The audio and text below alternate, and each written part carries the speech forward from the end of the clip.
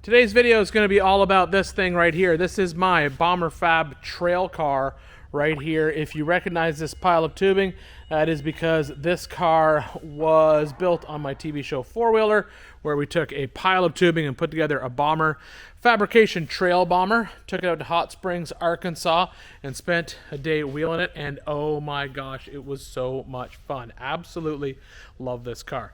Here's the problem that I have right now. The car itself is fabulous. I lost the motor on the trip, so I need to get the motor out of there and get it over to my engine builder to get him to fix it. Also, I left the car raw steel when I was welding it together because while I was building it, I wasn't sure what I was going to do for a final coating. And also, I knew even while I was building it, there was going to be some changes that I wanted to make. Now, I've already shown you basically tearing it apart and making all of the side panels as well as locating all the tabs for those panels. I showed you how I changed this dash bar here. It was going straight across there and now it goes through here. And I also changed the steering column into that floating steering column right there, and then the orbital has now been moved down to there. A couple other things I want to change on it. I've added some lights. I'm going to add some rock lights. I've added a rear mounted light. I've added this super cool Baja Designs hood light right here, which I super like. I think that's going to be super cool on there. And just a couple other odds and ends. And right now it's just built how I normally would build my buggies, with just one switch and on, and away we would go. I'm going to change that up. I got a Switch Pros for it, so I'm going to put that in there as well. So that's what this video is going to be all about. I'm going to completely tear this car down, finish up some welds, go over the entire chassis, fix a couple things that I don't like still, and then I'm going to take it down, probably get it powder coated, or I might paint it. I haven't still decided on that. I'll make that decision when I get it all said and done. Then we'll bring it back to the shop, get it back in here, and then we'll put it all back together, and then we'll go four-wheeling. So this is start to finish bomber tear down, rebuild, repair, all in one video. Hold on, it's gonna be fun. But first, of course, we gotta get some coffee.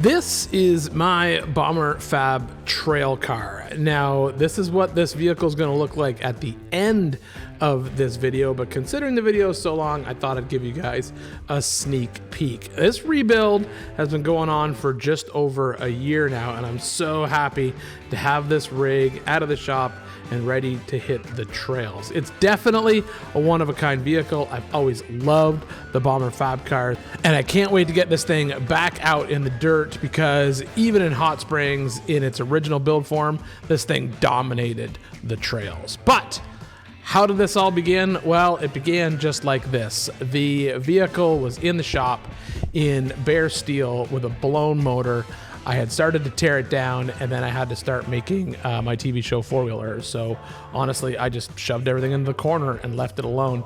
But it's time to get back on this thing. So first step is exactly what you see right here. I got to tear this entire truck down, or the entire buggy down, to a bare chassis to start this overhaul. And that means everything comes out.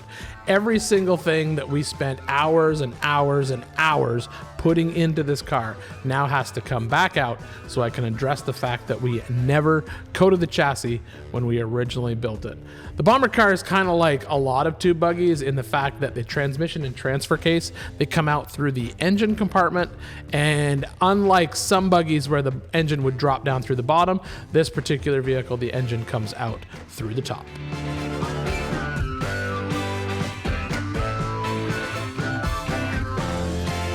All right, at this point now, I've stripped the chassis down, actually moved it over here in the shop, mainly because I had to shoot an episode of Four Wheeler. But what I'm doing right now is, I had a small pinhole leak in one of these, basically coolant tube extensions that I installed when we had it in Arkansas.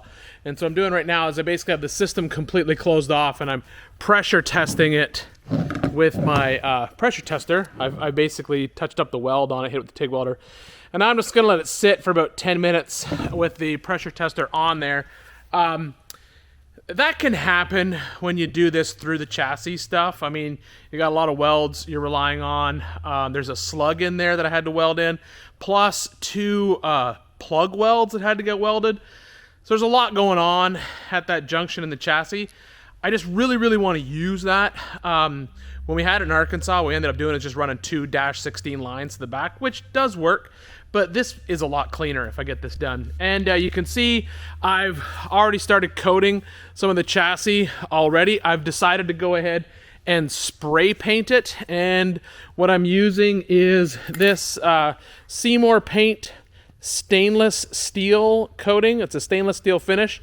I was going to use Steels It to paint it, but in all honesty, the price made me rethink that, because to get enough rattle cans to paint this with Steels It, I think it was going to be almost like $700 worth of rattle cans. And at that point, I might as well just powder coat it. This Seymour paint, it has the same similar chemical makeup to the Steels It. I don't know if you can weld over it as well, but in all honesty, if I have to grind some of this off, weld, and then touch it up, it's a lot better at $7-8 a can than $27 a can, if you know what I'm saying.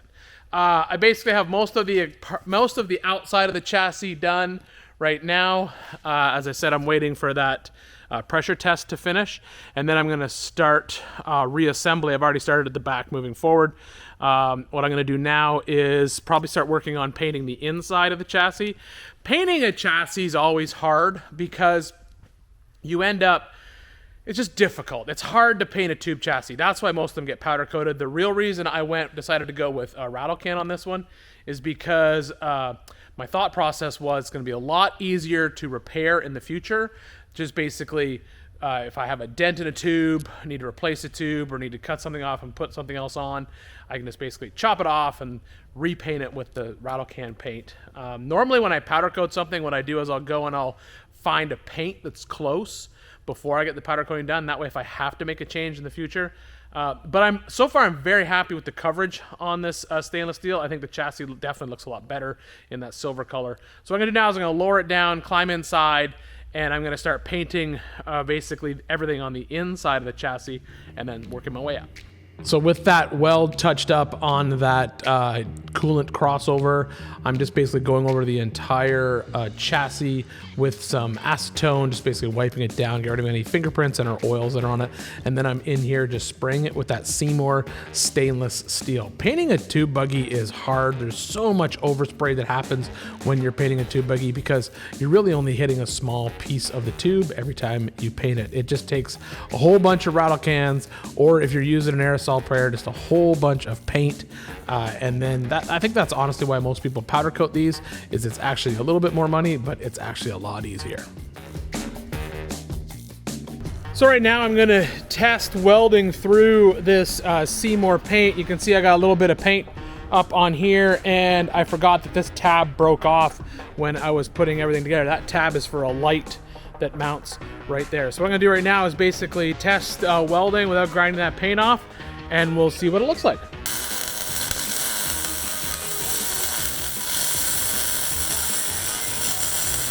It's actually not that bad. You can actually see the paint burned out a little bit, but I don't know if I'd say it's the same as like a weld through primer or anything, but you can definitely weld through it, and it just basically burnt up the paint. What quite often happens when you try to weld through something that's been painted is what it'll do is it'll basically put porosity in that weld. I don't see any porosity in that weld, and I could see the shielding gas still doing its job. So I don't think it's a huge issue. I think you could weld through it without having to grind it off. I think you'd be fine. I certainly wouldn't say it's the same as Steels It, but for the cost, I'm pretty impressed. At the same time that I'm painting the chassis, I'm actually doing this at the axles in this Seymour Big Rig Flat Black High Solids enamel. Super happy with how it's laying out. I've always been a fan of flat black spray paint on anything on the underside of the truck, because what happens is it's going to get scarred up like that right there, and then you can just touch it up after the trail ride. So rattle can flat black works great for that. And now that all that painting's done, I can go ahead and close the big door and start on reassembly. When I originally built the Bomber, it actually had a different set of shocks on it, but like all of my rigs, I really like to have rad flows on it, and so I had rad flow put together a set of shocks specific for this bomber. They're a 2.5 inch, 14-inch travel shock, and I also didn't really like the spring rate that I had on it. I felt it was a little too light. I had the shocks basically spun down with a whole lot of preload, and so I didn't really like that. So I've added 25 pounds per corner, and I've also added 2 inches of length, and I think that'll make a big difference. If not, I can go back to other shocks, but I think that's going to be the hot ticket. So that's what I'm working on right now. I'm going to stuff the shocks in this thing in preparation for getting some axles underneath it. As everything goes back together on the Buggy, changing over to these Radflow shocks, I'm super happy that I did this. I love these Radflow shocks, always have. All of my rigs actually have Radflows on them, and these 14-inch shocks, combined with the leading arm and trailing arm, give me a pile of suspension travel. This Buggy has 20 inches of suspension travel in the rear, and then up front it's strapped at 17 inches of travel, which is absolutely amazing for this vehicle. I love how this thing performs off-road. So one thing that came up when I was taking the transmission apart is the actual bell housing on the 400 was broken. I'm pretty sure it just broke when I took it apart. Actually, it was cracked, and then I took it apart. It obviously came apart. The problem is this hole is not used in the LS, so that would mean I'd only have these two, and there'd be no upper bolts. That just makes me a little bit nervous. So what I've done is I've gone ahead and got what's called a Ultra Bell. And so what that does, that's an SFI, it's a drag racing part, and what it's designed to do is basically, if anything happens to the torque converter inside that transmission, it prevents it from scattering out and basically, you know, doing damage to you or basically escaping from the transmission. So what you have to do is you basically have to cut off the actual bell housing off of the Turbo 400 to replace it. So what I'm going to do is I'm going to mask up all of these parts here where junk could get in. Then I will go ahead and I'll drill some pilot holes all the way around, and those will be my guides, and then I'll just simply cut the entire bell housing off, and then the new one bolts on with the pump bolts.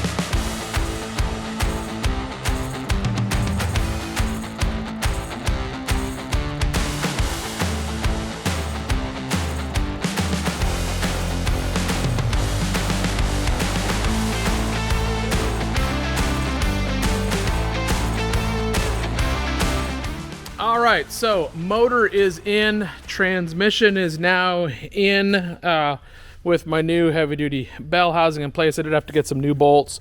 These are longer bolts right here. The one thing I like about this bell housing is it actually picks up this upper bolt as well, because the LS does not have a bolt hole right here from the factory, so they added this one, and the normal 400 did not bolt up there. So having that extra bolt is just one extra connection point. It'll make it good and strong. Intake is on, throttle cable is hooked up, and I dropped the coils on. A couple things I need to do right now is I need to basically get the whole front end of the motor assembled. So that's water pump, all the accessories. That's what I'm going to do next.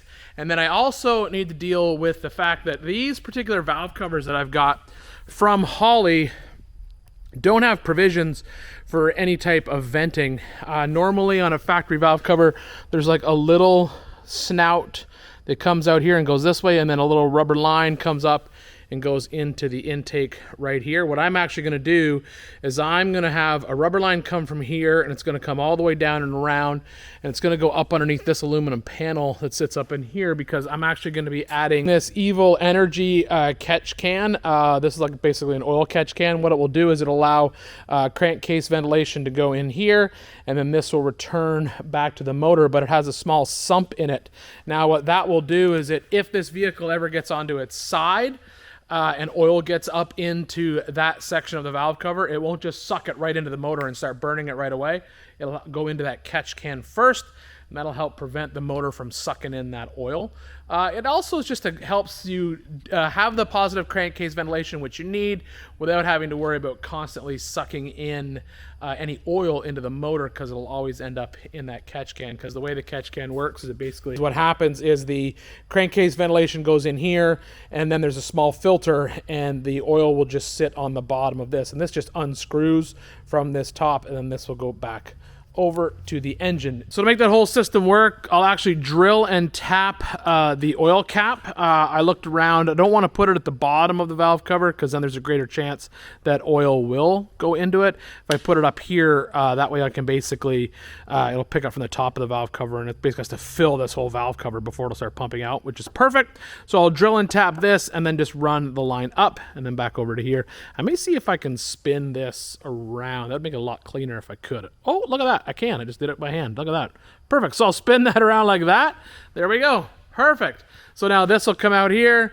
It'll go back there. This one will come out here and go back there. Life will be good. But first, we're going to put the entire front of the motor together.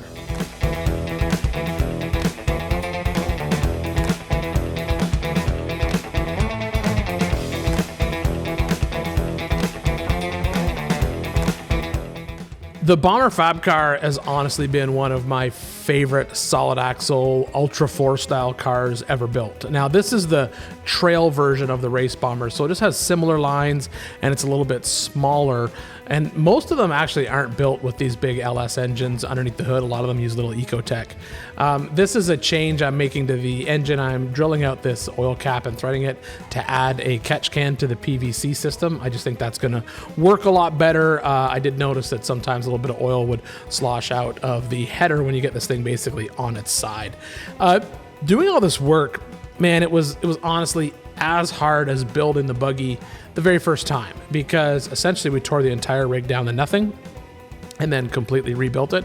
But this time I'm able to take care of all the little things that I wasn't able to take care of because I was hitting a TV deadline. And that's probably the only downfall to my job, if there could possibly ever be one, is that sometimes you got to skip a couple corners in order to get stuff done and out on the trail to make TV. But the nice thing is now with my schedule with Motor Trend, I do have more spare time to get in and finish these projects up exactly how I want them.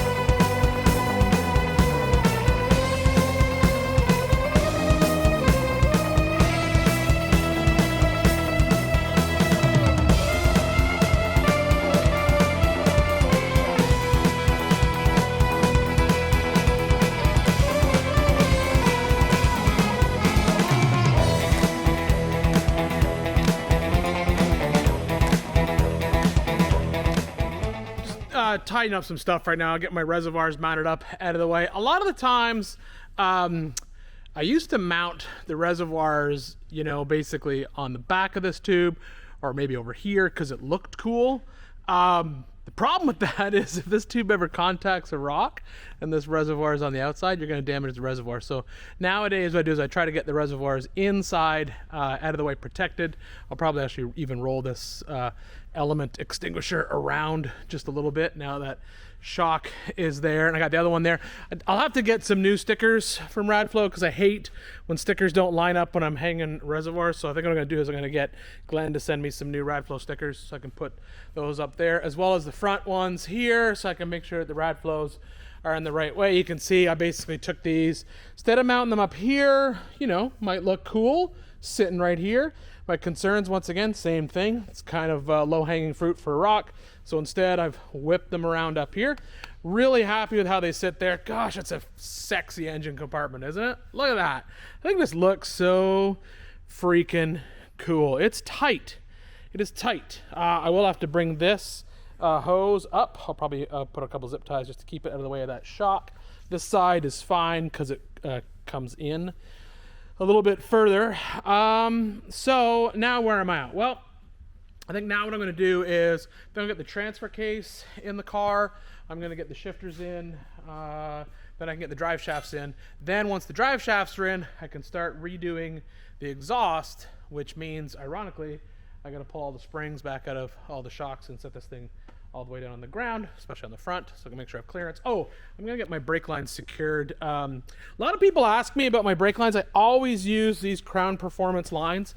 I absolutely love them. They're braided, fully braided lines. You can get them in a bunch of different colors. You can get them in whatever length you want. I basically come off my master cylinder with a full braided kit for the entire vehicle. I have never had a brake line failure with Crown brake lines. I think they're some of the best in the business. And yeah, it just makes plumbing a buggy super easy. And then what I do is I just carry one really big long spare line, and then if anything happens, I just basically swap that line out. And if I have extra, just wrap it up and put a zip tie on it. But I try to carry at least one spare line with me no matter where I go. It doesn't really matter what color it is, as long as I have a spare. And then I'm good. But so far, oh, and then look, I got my panels, test fit my panels back on. If you remember, we bead rolled these before, so I got these little panels here. They're gonna go here. Perfect spot here. Can still get my hand into the PSC full hydro steering setup. Love that. So what I'm probably gonna do is mark all these panels, drill those, and then this just showed up the other day. I mean, if you have a bomber, you gotta have the Randy Slauson bomber steering wheel. It's a must, right? I think it's a must. All right, so yeah, transfer case in, a couple other odds and ends, and then we can do the remainder of the plumbing and the wiring. Oh, and I got to do one thing with the radiator.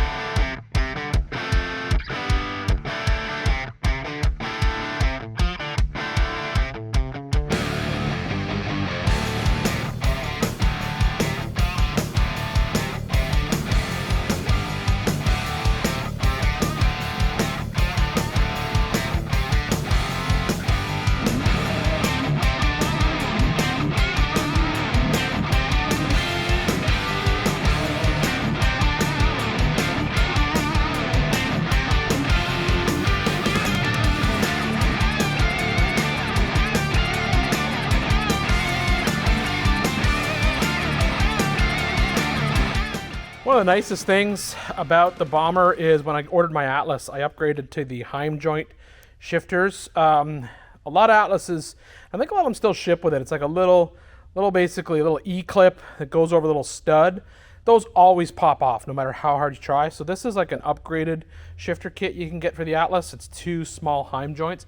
Definitely worth it. Makes shifting the Atlas so much nicer. If you have an Atlas, I have bought that, and I've changed everything I own that's got an Atlas now has that. I got rid of all those E-clips.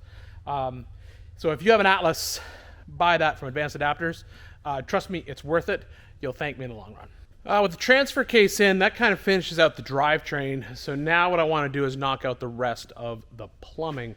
The reason I was waiting for the transfer case to go in is because I'm kind of going to change up how some of the lines were run. When we originally put the buggy together, I had the transmission cooler lines basically running down that tube right there. I had them zip tied to that tube.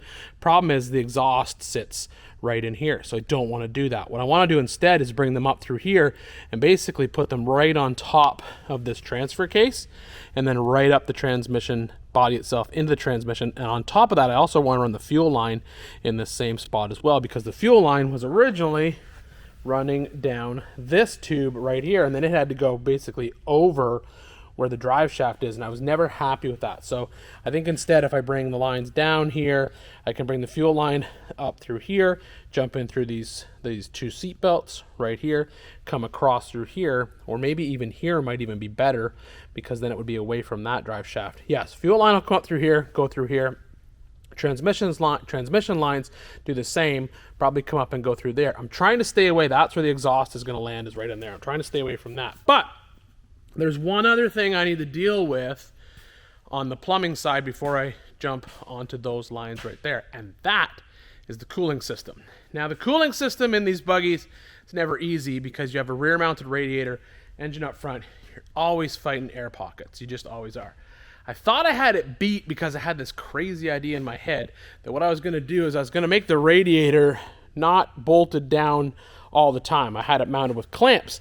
My theory was, well, you can just loosen the clamps, stand the radiator up. When you fill it up, life's good. Problem is, that did not work in theory. It was not easy to fill the radiator up.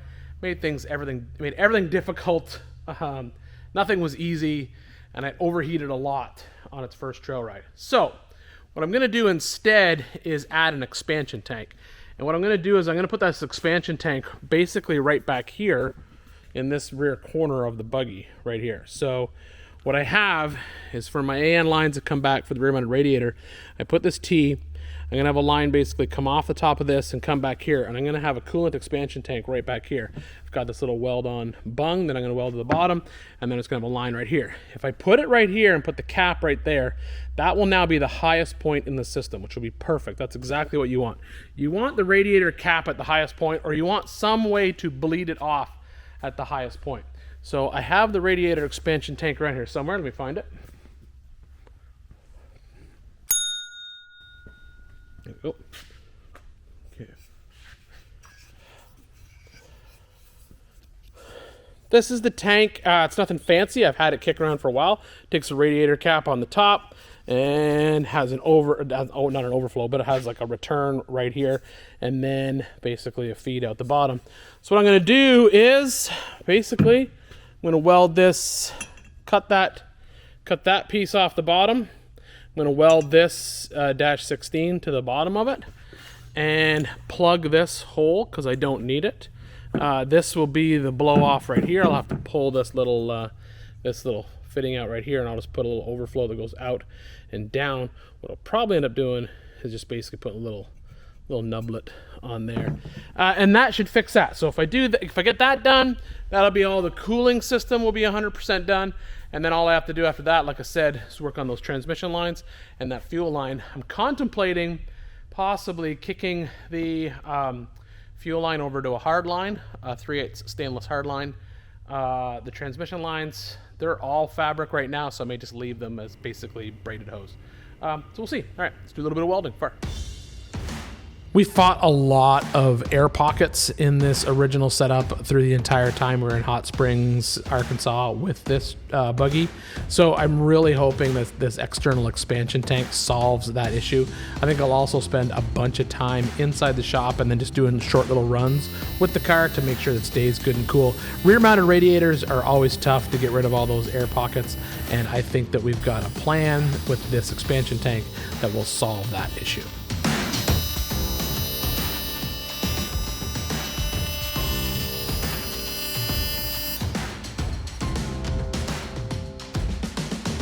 I was not able to reuse any of the original wiring harness that we put in the car for its original test drive because of the changes that were made to the engine, converting it from a 24 tooth over to a 58 tooth.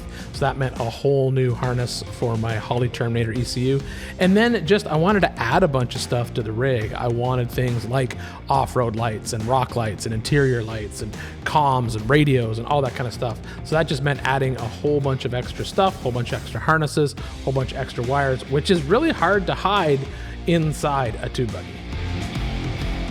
Several months later. Okay, so full disclosure, some time has passed. And when I say some time, I mean like almost a year, actually more than a year. So this is what happened.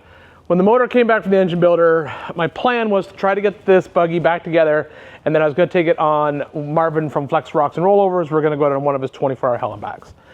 But we lost the crank in the motor on that first initial trip. And so to fix it, my engine builder simply converted my engine from a 24 tooth to a 58 tooth. That meant that the engine harness that I had wasn't gonna work.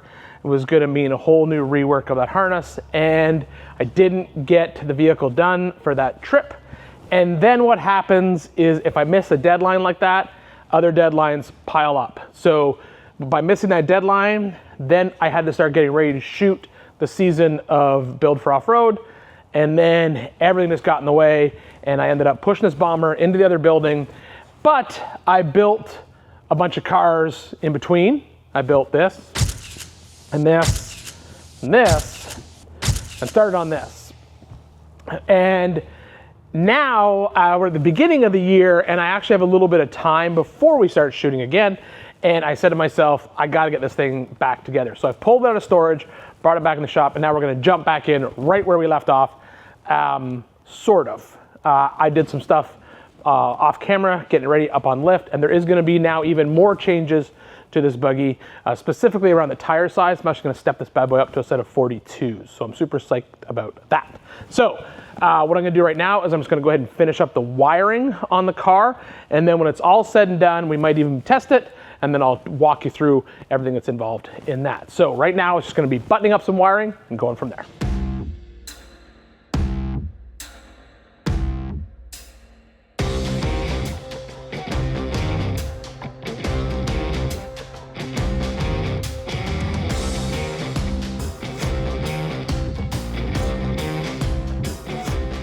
So I went ahead and I made this plate. Now this plate is gonna go from the shifter, from that mount on the shifter back to these two seat belt mounts. The concern that I had with this buggy one of the first times I took it out is the seats sit really close together, but there is a big enough of a gap that the seat belt could actually fall down and get wrapped around that rear drive line. And I also wanted a spot to mount a master disconnect. Originally, I thought about just welding a plate, just basically extending this part of the shifter mount back, welding a plate in place. But if I did that, I wouldn't be able to remove the Atlas, because the Atlas essentially comes back and then kind of out through this hole. It's sort of the best way to get the Atlas out. And then the transmission obviously comes out here as well. That's why this particular mount is removable, or this tube right here. You can see these little tube clamps I got from TMR Customs right there. So this plate basically indexes off the two bolts for the shifter, and then goes back and indexes off of the mounts for the seat belts. And then while I was at it, I just went ahead and added this little USB port for a charger right here. Eventually, I'm probably gonna put a phone holder up at the front of it to hold a phone sideways when we're on the trail. So I'm gonna mount all of that because I need to mount my master disconnect so I can finish hooking up the power feeds for everything, for the Switch Pros, for the Holly, for the starter. Everything's got to go through that one master disconnect, which is going to be right in between the seats.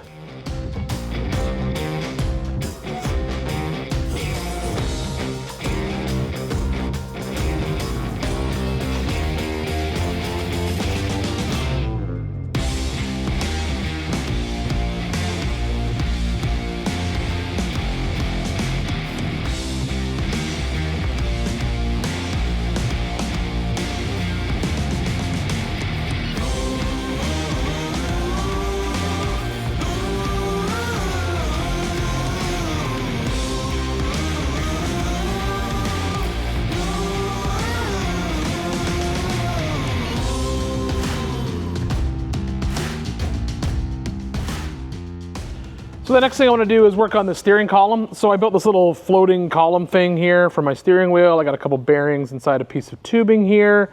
And then the orbital is now down over here.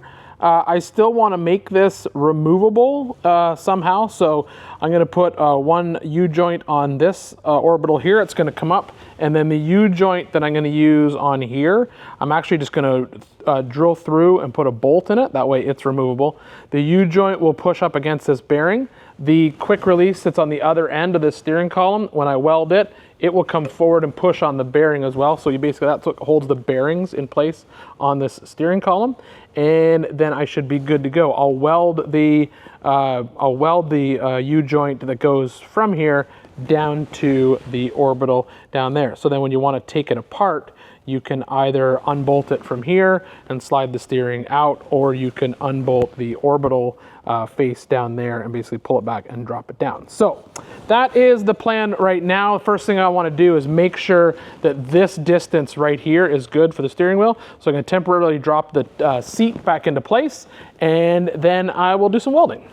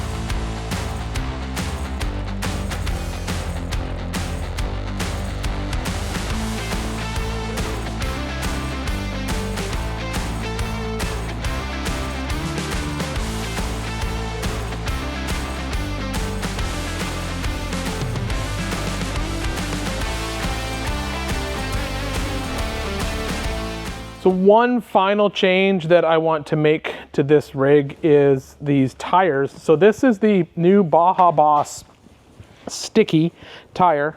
This is a 42 for a 17.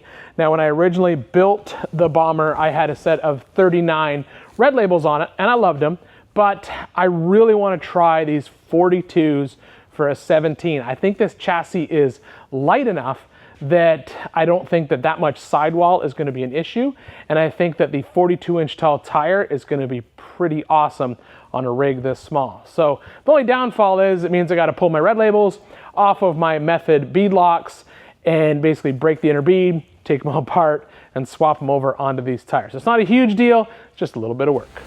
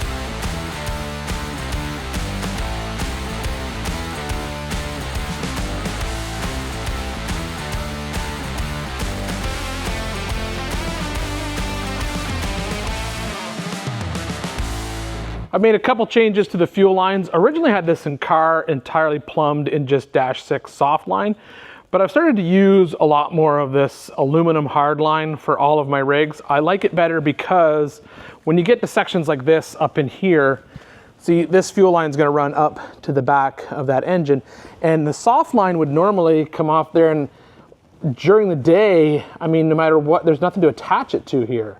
So it would end up just laying on top of that transmission, and then it would start to get hot. So by using hard line instead, I can support that fuel line up in the air, and basically keep it away from the heat of the transmission. I just like the hard line a lot better, and it's going to come along down here. I am going to put some heat shield around it in this section right in here, because this is the coolant bypass tube. That's where the coolant runs through, so that's going to get a little bit warm. You can see I put a little bit of heat wrap on the wiring harness as well right there, so I'll probably do the same thing right here, especially when it goes around this tube right here. So it's fairly close to it, but I'll put some sort of heat shield right here, zip tie it in place. Now I need to deal with the, I guess we'd call it a center console. I just want to cover up the actual transmission a little bit. There's a floor pan that sits in here just like on the other side. As a matter of fact, let me take you over the other side so you can see it better. Less stuff in the way. So over here, I have these 2 floor pans.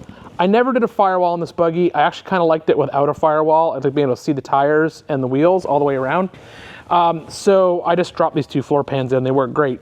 But I need to do one more thing. I want to do something to basically just put something over that transmission. I'd originally thought about building an entire, center console section out of aluminum and tie it into the floor pans, but now I'm thinking that maybe I don't want to do that. Now I think because I've got this piece back here that I put in for my main disconnect and basically made it removable, I'm thinking I'm going to do the same thing up here. I think I'm going to make a piece of steel that basically comes off that bell housing bolt, basically comes up, goes back, maybe drops down a little bit, because all I really want up there are my radios. I've got a full rugged radio comm and radio kit for this buggy, and I like having these in my rigs, and so I think that's just a perfect place to mount it, would be right up there. So I'm gonna make a couple cardboard templates, and then I basically cut something on the plasma table. But to make sure that everything sort of fits and works right, I think the first thing I'm gonna do is just go ahead, I'm done back here, so I'm gonna go ahead and work on putting the seats in and just getting that all taken care of, and then this part of the buggy will be all put back together.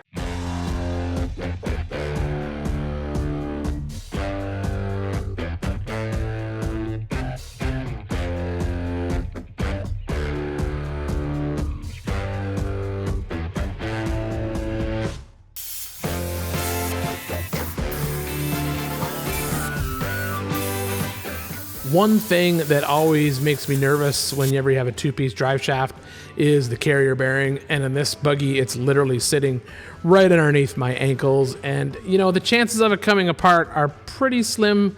But when we do crazy throwdown hardcore southern stuff, that front drive line is spinning so fast, if it does come apart, it's coming through the floor. So I'm basically killing 2 birds with 1 stone here. I'm basically making a floor support for the 2 little pieces of aluminum that are the floor, and then it's also going to be like a shield for that front U-joint. So it's going to be welded onto the chassis. It's got a little top piece on it. It covers up the U-joint that basically is right underneath my feet, and it's just something that I won't have to worry about when I'm out on the trail. And then it's just a matter of building a center console for my rugged radios. I essentially have helmet comms, or which are basically headset comms in this particular vehicle, and then basically a rugged radio race radio, which I love having out on the trail, but I had no place to mount it.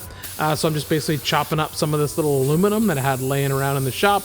It's an 1/8-inch thick piece of aluminum. I'm going to throw up my press brake, throw a bunch of bends on it so it looks cool, and then I am just going to anchor it off the top of the transmission bolt, and then I'll build a little mount for the back. I think it's going to be kind of cool.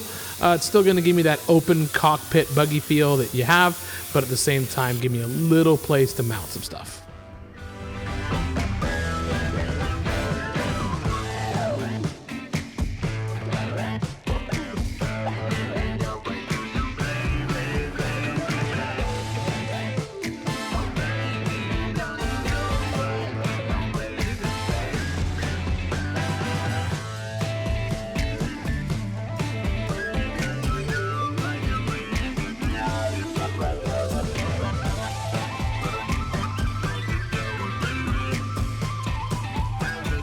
I'm really trying to do more with this Titan, Langmuir Titan 25T, because it is a full CNC press brake with an integrated back gauge. So I'm trying to basically expand my abilities with this thing to basically take advantage of that CNC back brake or CNC back gauge. So what you do in this case is you program in the angles of the bends and then where you want them on the piece of metal, and the back gauge basically moves so you don't have to use a measuring tape on it. If you need to bend 6 inches up, you just basically set the back gauge at 6 inches and you push the piece up against it and it will bend it. I'm super happy with this machine, absolutely love it. And the more proficient I get at it, the builds, they're just gonna get better and better and better.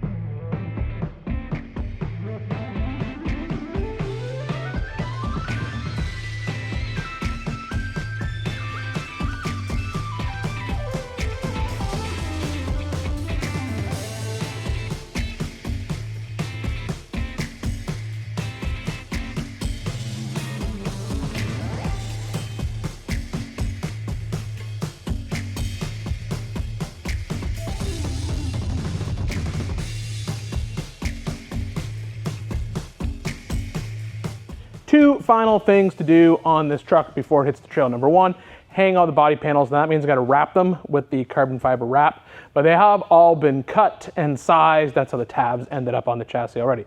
So really that's not a lot of work. It's just basically fitting them, drilling the holes, wrapping them with the carbon fiber vinyl and bolting them in place. But the last sort of like big job that I got to do is probably honestly going to take me 2 days to finish is the exhaust. So the exhaust is a 2-in-1. So I got to bring the exhaust down from the driver's side. It's got to go underneath the oil pan by the starter and out the back. The tricky thing is on these bombers is it's super, super tight inside of here, especially when the suspension is fully compressed. So the best way to build this exhaust is going to be with the suspension fully compressed. So the way to do that is I'm actually going to take the springs off of the shocks, discharge the air bumps, pull the axle all the way up, and then I'll ratchet strap it into the chassis so it's at full compression, and then we'll start building exhaust off of that.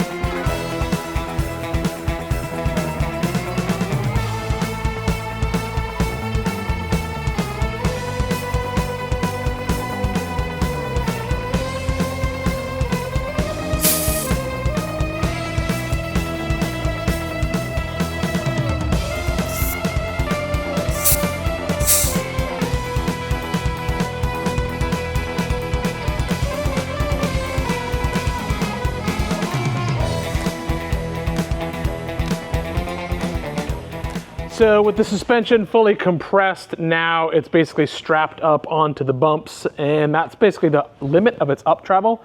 Now I can figure out how I'm gonna fit an exhaust through here. Like I said before, the exhaust that I built was kind of just built really, really quick at the last minute. So I wanna make sure that this time I do it in a very, very good way. I took that bar out, I'm gonna replace it. I wasn't really happy with it, so now that's out of the way, I'm gonna build around there. Because I think the exhaust is gonna have to come down in between this engine cage and the actual oil pan. That's where it ran before, and that's kind of the best place. Could possibly bring it out here, but this is really, really close in between the drive shaft. Plus, you gotta remember, if this axle articulates, this drive shaft is gonna move this way, so I don't want that. So the exhaust gotta go down through there no matter what. One thing I am gonna do though is I'm going to change the actual headers. The headers that were on here before had 3-bolt flanges. I'm gonna reuse the same headers, but I'm gonna cut the 3-bolt flange off, and I'm gonna add a V-band clamp just because it takes up a lot less space.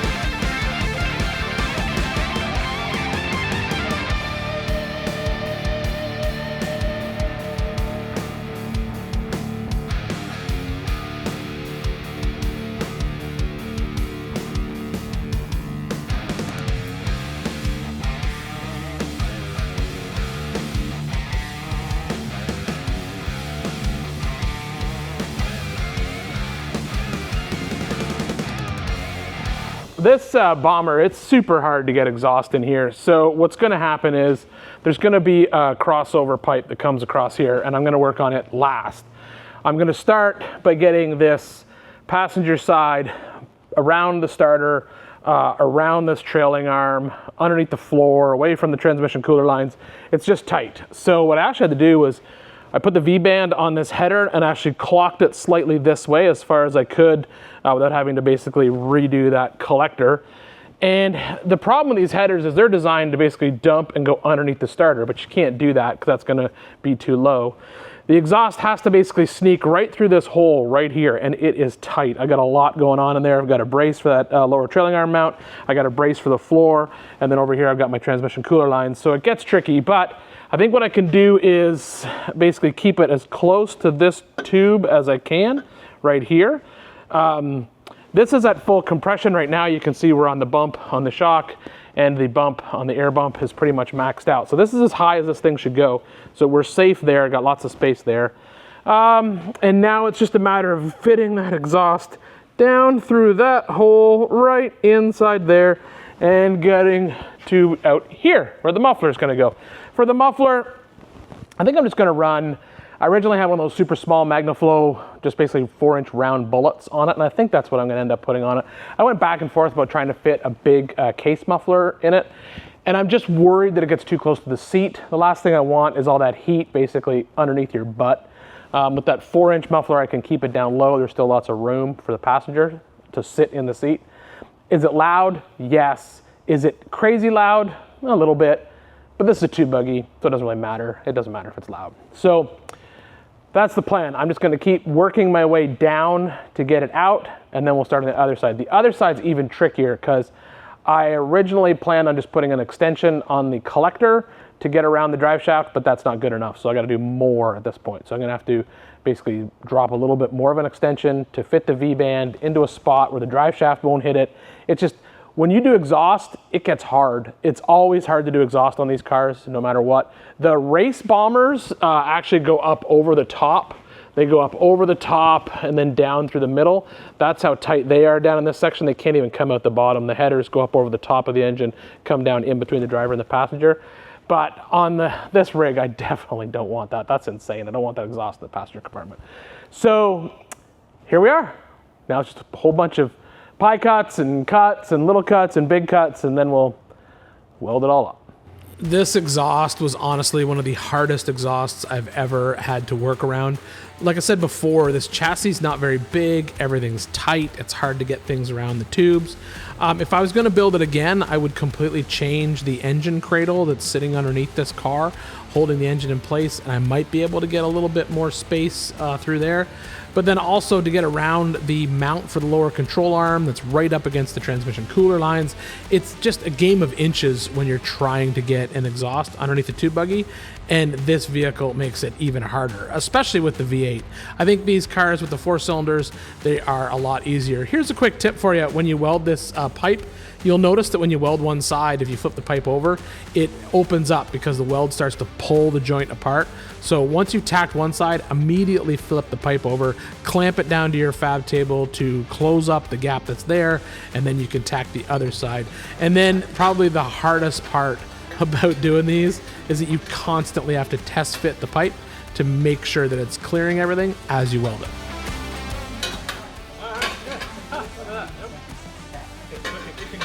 If it can go in like that.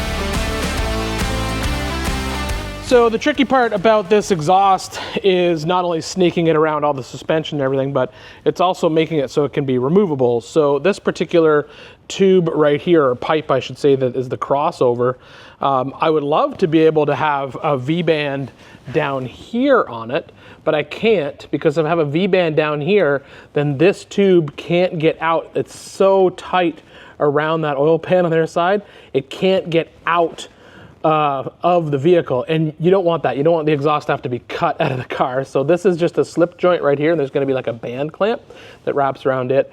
It's not the biggest issue because aesthetically, you know, you think this exhaust, there's so much other stuff going on with this truck, or this buggy rather, that yeah, that exhaust is kind of not ideal to not have a V-band there, but in the long run, it'll be fine. What I like to do when I do these crossovers is I like to run a piece of straight to go into the crossover.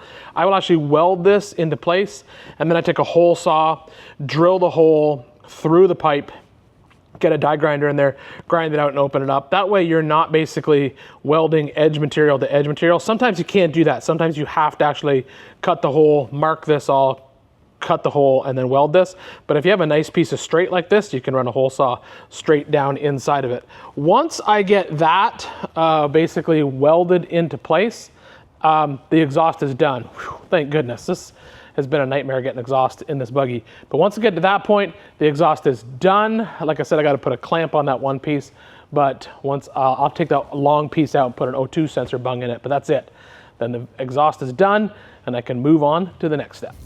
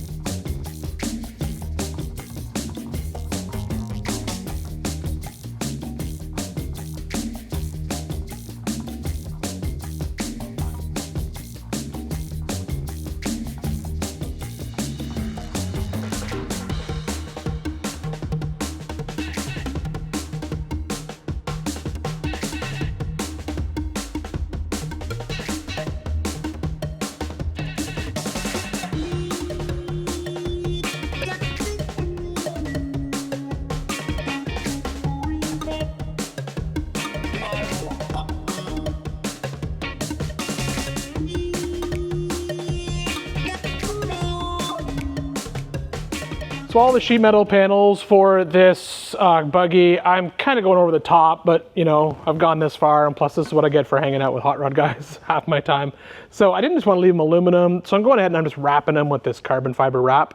I think it really sort of sets everything off. To attach them, what I'm using are these little U-clips or body clips. I stole this idea from Drew at Goat Built because he uses it in a lot of his cars. And the nice thing is if you just use these little bead clips, you basically push them on, they'll click into place, and now you can just tighten a 1/4 inch 20 fastener into that basically U-clip. And if anything ever happens, you can just rip it out. So if the threads ever get cross-threaded in there or anything bad happens, you can literally just rip this thing out and replace it with another one. That way you're not having to replace the entire tab. And also you don't have to get a wrench behind it to tighten the panel up. So I've already covered these two panels. This one I haven't bolted on 100% because I still have to fill up all the brake fluid, and this is where the brake fluid reservoirs are, is underneath here. So I've got these two panels done.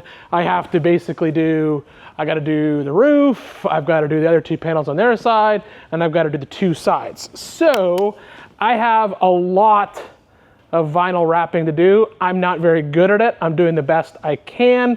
But I guess what I'll do right now is just lock the camera down and wrap a bunch of panels.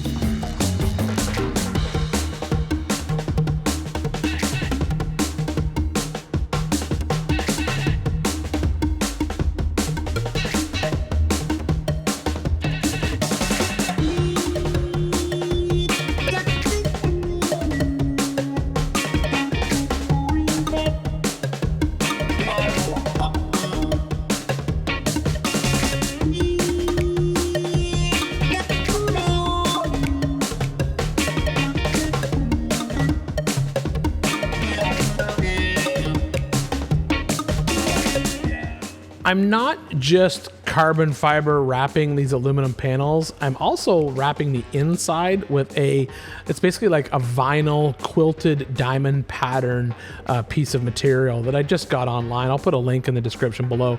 I saw someone else do it to their tube buggy. I thought it looked really good when it was done because I like how it basically leaves you with a more finished interior look on the inside. And so I thought, why not try it out with this rig just to see how it works? And I'm very happy with the finished product.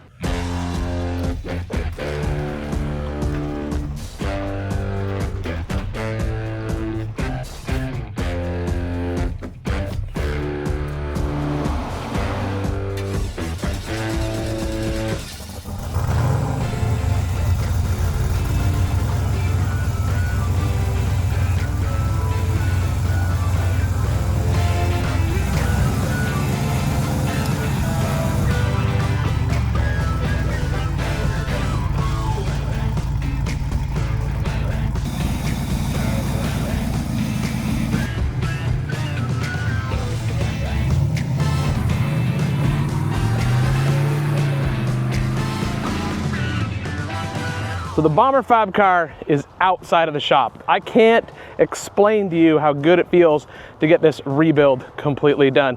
This honestly took me over a year to finish, but I had some other things I had to take care of in between. But it's nice to have this rig done and ready to hit the trails. The full rebuild on this thing certainly changed it a lot. Now the chassis is coated with that Seymour stainless paint. I've got paint on all the axles and the links and all the suspension components. Completely redoing the interior made it a lot more comfortable to be in, even though these Bomber Fab cars, these trail chassis, they're really small. You gotta remember, the width of this chassis is smaller than a Razor Pro R. So I have a skinnier chassis, but I'm on 43-inch tall tires with a 500 horse LS underneath the hood. This thing is fit to be rowdy when it gets out on the trail. And you gotta remember, this car only weighs 3,400 150 pounds. That's like sports car numbers when you think about it. I can't wait to get this thing back out in the rocks and see how it performs. I just got to decide where I'm going to take it.